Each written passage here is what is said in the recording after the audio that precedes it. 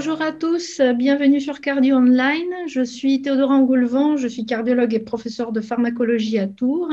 Et aujourd'hui, on va parler de l'hypertension artérielle résistante. Mon interlocuteur est le professeur Jacques Blacher, cardiologue et professeur de thérapeutique à l'Hôtel Dieu à Paris. Bonjour Jacques. Bonjour Théodora. Est-ce que tu peux, pour rentrer dans le vif du sujet, avant de rentrer vraiment dans la stratégie, nous rappeler ce que c'est que l'hypertension artérielle résistante et est-ce que cette définition a changé récemment ou pas? Alors l'hypertension artérielle résiste lorsque, malgré 3 médicaments antihypertenseurs, le patient est toujours hypertendu. Alors toujours hypertendu, c'est au-dessus de 14,9. Et 3 médicaments antihypertenseurs, c'est 3 médicaments qui comportent un diurétique thiazidique. Et les 3 médicaments doivent être à bonne dose. Donc le diurétique thiazidique doit être à bonne dose, c'est-à-dire si c'est l'hydrochlorothiazide, c'est pas 12,5, c'est 25 mg. Si c'est l'indapamide, c'est pas 1,5, c'est 2,5 mg. Et puis les autres médicaments aussi doivent être à bonne dose. Alors après, notamment pour les antagonistes calciques, on va dire que c'est la dose maximale tolérée.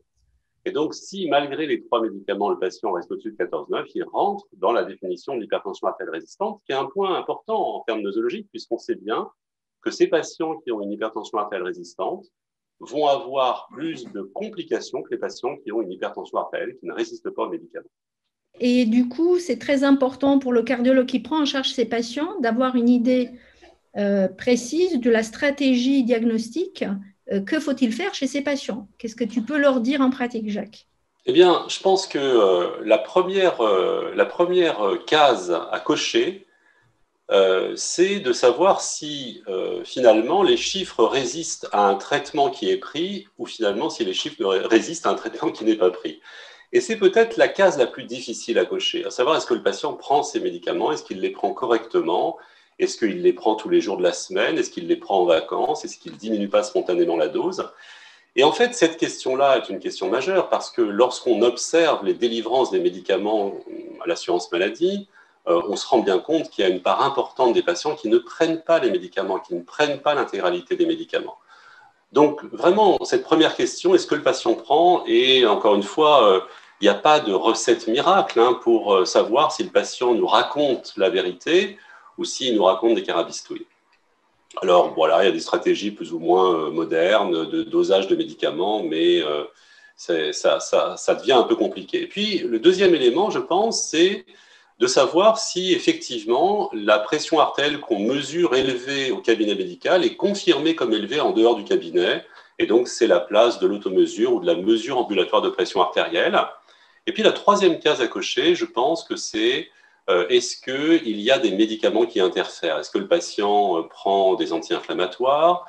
Est-ce qu'il prend une pilule avec des oestrogènes? Est-ce qu'il prend voilà, toute une série de médicaments, la cyclosporine, la réglisse, on y pense souvent, on le trouve rarement.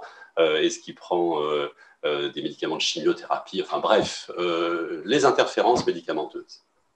Les interférences médicamenteuses, mais il y a aussi la consommation de sel, ça c'est important peut-être, l'alcool, et peut-être les causes secondaires.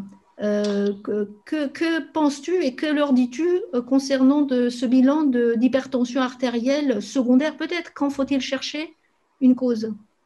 Alors, effectivement, je pense que si les 3 premières cases ont été cochées, donc le patient prend ses médicaments, il n'y a pas de traitement interférent et le caractère permanent de l'hypertension artérielle est confirmé, à ce moment-là, ben, il faut faire un bilan. Et ce bilan, c'est d'éliminer les causes d'HTA secondaire. Donc, il va falloir éliminer l'HTA rénovasculaire, il va falloir éliminer l'hypercorticisme, l'hyperaldostéronisme, etc., etc. Donc là, c'est réellement le job du spécialiste, du cardiologue. Et une fois que cette cause est éliminée, il reste le traitement. Donc, quid du traitement, Jacques? Alors aujourd'hui, on a un très bel essai thérapeutique qui nous montre que la plupart des patients ont comme trithérapie un bloqueur du système, un diurétique thiazidique, un antagoniste calcique. Le meilleur quatrième médicament, c'est la spironolactone. Moi, je conseille de la commencer non pas à 25 mg, mais à 12,5 mg pour des questions de tolérance. Et puis après, il y a le fait d'empiler les médicaments. Donc, on peut rajouter un bêta-bloquant, on peut rajouter un alpha-bloquant, et puis on peut de temps en temps, lorsque les patients continuent de résister, penser à des stratégies non médicamenteuses, notamment la stimulation du barorécepteur carotidien, notamment la dénervation artérielle rénale, mais aujourd'hui, ces stratégies non médicamenteuses, eh bien, on n'a pas encore beaucoup d'informations sur leur efficacité réelle, et donc on va dire que c'est plus de la recherche que du soin en 2021. Merci beaucoup, Jacques. Merci pour toutes ces précisions qui seront donc, j'espère, très pratiques pour nos collègues cardiologues. Merci, Theodora.